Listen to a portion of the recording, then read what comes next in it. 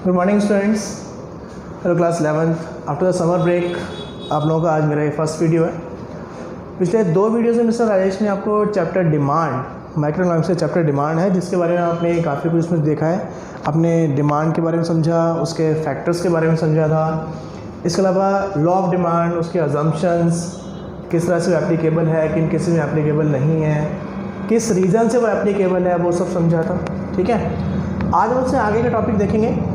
Topic हमारे पास change in demand and change in quantity demanded, कि जब डिमांड में कोई चेंज आता है तो उसमें 2 फैक्टर्स काम कर सकते हैं, जिसके साथ साथ हमने उसे 2 पार्ट्स में डिवाइड कर दिया उसके अकॉर्डिंग। पहला है change in demand and second one is change in quantity demanded. क्या डिफरेंस है वर्ड्स में? आप देखेंगे सब एक ही वर्ड का डिफरेंस है क्वांटिटी का, बट ये क्वांटिटी वर्ड का डिफरेंस मतलब इसे काफ़ी बड़े चेंजेस को ले आता है साथ साथ। अब चेंजेस कौन कौन से देखेंगे ध्यान से, वर्ड सिर्फ एक ही है। तो सबसे पहले चेंज इन डिमांड, किस केस में हम डिमांड के चेंज को चेंज इन डिमांड बोलते हैं और किस केस में डिमांड के चेंज को चेंज इन क्वांटिटी डिमांडेड कहा जाता है, ये डिफरेंस आपने यहाँ समझना है। सबसे पहले चेंज इन डिमांड कौन सा केस है? जिस केस में प्राइस के अलावा किसी और रीज़न से अगर डिमांड चेंज हो रही है। आपने जो फैक्टर्स अफेक्टिंग डिमांड पढ़े थे सर, मिस्टर राजेश ने आपको समझाए थे। प्राइस, इसका बाद इनकम ऑफ द कंज्यूमर, ठीक है, प्राइस छोड़ के जितने भी फैक्टर आपने पढ़े थे, income of the consumer, price of related goods, taste and preference and other, जो भी आपको ध्यान है वो सभी चीज़ें, प्राइस को आप छोड़ दीजिए बस। प्राइस के अलावा जितने भी फैक्टर्स बचे उन्हें कहा जाता है factors other than price.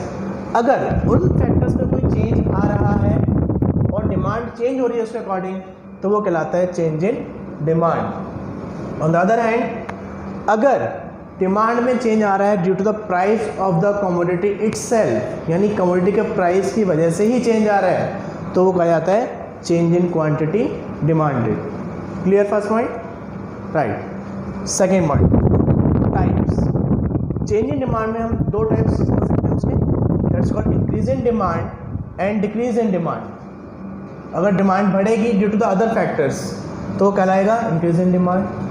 If demand falls due to the change in other factors तो वो कहलाएगा decrease in demand. On the other hand, due to the change in price, अगर डिमांड बढ़ रही है तो उसे हम कहते हैं एक्सपेंशन इन डिमांड, और due to the change in price, अगर डिमांड हमारी डिक्रीज हो रही है तो कहा जाता है कॉन्ट्रैक्शन इन डिमांड। क्लियर?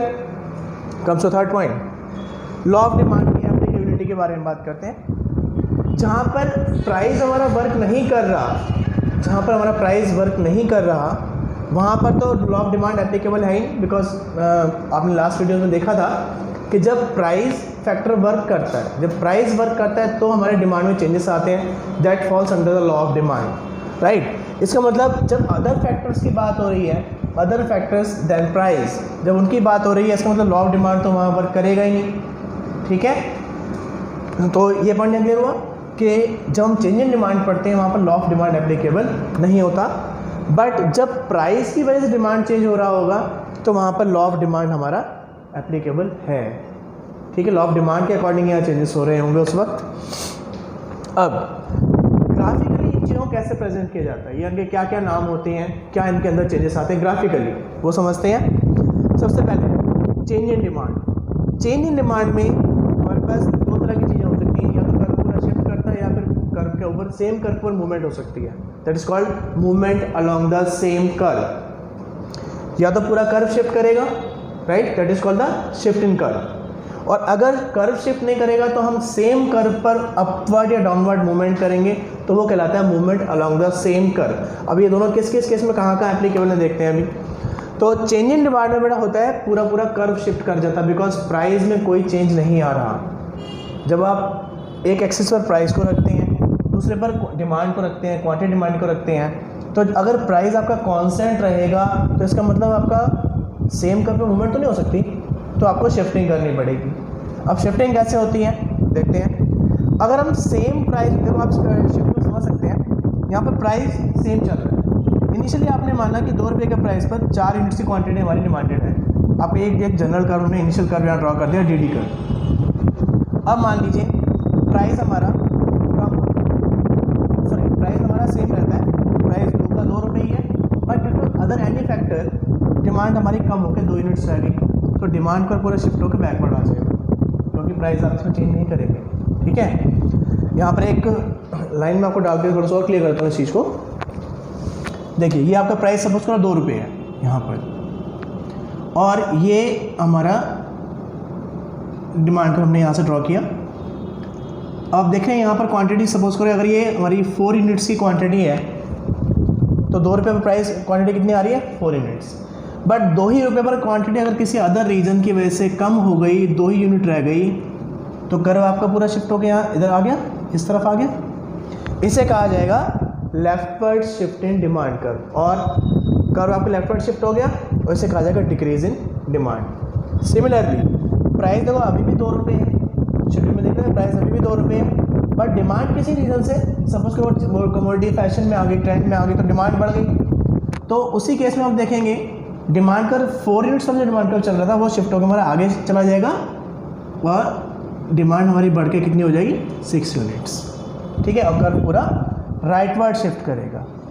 तो ये जो राइटवर्ड शिफ्ट है ये कहलाता है इंक्रीज इन डिमांड। तो ये पॉइंट आपको आई थिंक समझ में आया होगा कि जब due to other factors demand rise हो रही है तो सेम प्राइस पर प्राइस फैक्टर आपका जो प्राइस चेंज नहीं हो रहा उसकी वजह से आपको डिमांड पर शिफ्ट करना पड़ेगा पूरा। ठीक है, अगर डिमांड बढ़ती है इस केस में सेम प्राइस पर तो राइटवर्ड शिफ्ट करेगा, और सेम प्राइस पर अगर डिमांड डिक्रीज होती है तो लेफ्टवर्ड शिफ्टिंग होगी। ठीक है, ये बात तो एक बात हुई चेंज इन डिमांड के फैक्टर्स में। अब आते हैं चेंज इन क्वांटिटी डिमांड पर। इसमें मैंने आपको जैसे बताया कि law of demand applicable, it means जो इफेक्ट इसमें रहेगा वो प्राइस का रहेगा। आप शेड्यूल देख सकते हैं, प्राइस में 2, 4, 6 प्राइस हमारा बढ़ता हुआ जा रहा है, और यहाँ से आप देख रहे हैं क्वांटिटी आपकी लगातार डिक्रीज होती हुई जा रही है। ठीक है, इनिशियली आपने माना कि प्राइस 4 रुपीज़ था और क्वांटिटी भी 4 रुपीज़ थी। यहाँ पर हमने पॉइंट्स मार्क कर रखे हैं, प्राइस जो हमारा वाई एक्सिस है उस पर हमने प्राइस मार्क कर रखा है 4 यूनिट्स का, सॉरी 4 रुपीज़ का, और उसके अकॉर्डिंगली जो डिमांड कर्व में ड्रॉ कर रखा है डी कर्व, इस डी कर्व में आप देखेंगे क्वांटिटी हमारे 4 यूनिट शो कर रखी है हमने। अब सपोज करो प्राइस आपका डिक्रीज हुआ, प्राइस डिक्रीज हुआ, प्राइस फॉल हो गया, प्राइस 4 से डिक्रीज होके 2 रुपीज़ हो गया। क्या देख रहे हैं आप कि जब प्राइस डिक्रीज होगा तो on the same demand curve हमारी जो क्वांटिटी है इंक्रीज होकर 6 हो गई, क्योंकि जो उसके सामने हमारा इंटरसेक्शन पॉइंट है यहाँ पर आएगा। जब यहाँ नीचे देखेंगे लाके तो पॉइंट क्वांटिटी आपको इंक्रीज होती दिखाई देगी। अब एक्चुअली इसमें हुआ क्या, अगर हम कर्व पर देखें तो पॉइंट ए से हम पॉइंट सी की तरफ मूव कर रहे हैं, पॉइंट ए से पॉइंट सी की तरफ मूव कर रहे हैं, विच इज़ डाउनवर्ड मूवमेंट। और इस केस में हो क्या रहा है, क्वांटिटी आपकी इंक्रीज हो रही है, जिसे हम कहेंगे expansion in quantity demanded, expansion in demand. तो जब एक्सपेंशन होता है तो डाउनवर्ड मूवमेंट होती है और क्वांटिटी आपकी राइज हो जाती है और प्राइस डिक्रीज हो चुका होता है। ऑन द अदर हैंड जब आपका प्राइस हमारा इंक्रीज हुआ, देखो 4 से बढ़ के अगर 6 हुआ प्राइस, तो आप देखेंगे क्वांटिटी कितनी आ रही है टेबल में 2 यूनिट्स। तो आप कर्व पर भी इसको चेक कर सकते हैं। जब हमारा प्राइस 4 से बढ़ के ऊपर की तरफ जाएगा, अकॉर्डिंगली 6 हमने लिया, तो सेम डिमांड कर्व पर आप देखेंगे इंटरसेक्शन पॉइंट है हमारा, पॉइंट बी बन रहा है, जहाँ पे हमें दिखाई देगी क्वांटिटी अपने आप 4 से घट के लेफ्टवर्ड की यानी इस तरफ आ रही है, लेफ्ट की तरफ जो डिक्रीज हो रही है वो 2 यूनिट्स आ गई है। इट मीन्स जब प्राइस राइज होगा तो क्वांटिटी डिक्रीज हो जाएगी। और इस केस में मूवमेंट कहाँ दिख रही है आपको कर्व पर, पॉइंट ए से पॉइंट बी की तरफ, यानी अपवर्ड मूवमेंट। तो यहाँ से कंक्लूजन क्या निकलता है कि जब हमारा कॉन्ट्रैक्शन होगा, जब डिमांड डिक्रीज होगी ड्यू टू द प्राइस या due to the increase in price, तो वो कहलाएगा contraction in demand, and in that case जो मूवमेंट होगा कर्व पर कहाँ होगा, अपवर्ड मूवमेंट होगा। तो शॉर्ट में कह सकते हैं जो अपवर्ड मूवमेंट है वो कॉन्ट्रैक्शन को शो करती है, और जो डाउनवर्ड मूवमेंट है वो एक्सपेंशन को शो करती है, राइट। तो ये टॉपिक आई थिंक आपको समझ में आया होगा बच्चों। ठीक है, इस पूरे टॉपिक में अगर कोई भी आपको कन्फ्यूज़न है, ठीक है, शिफ्टिंग में, मूवमेंट में, तो आप मुझे व्हाट्सएप पर वॉइस नोट के थ्रू या मैसेज करके मुझे आप करिए अपनी क्लियर कर सकते हैं। Thank you.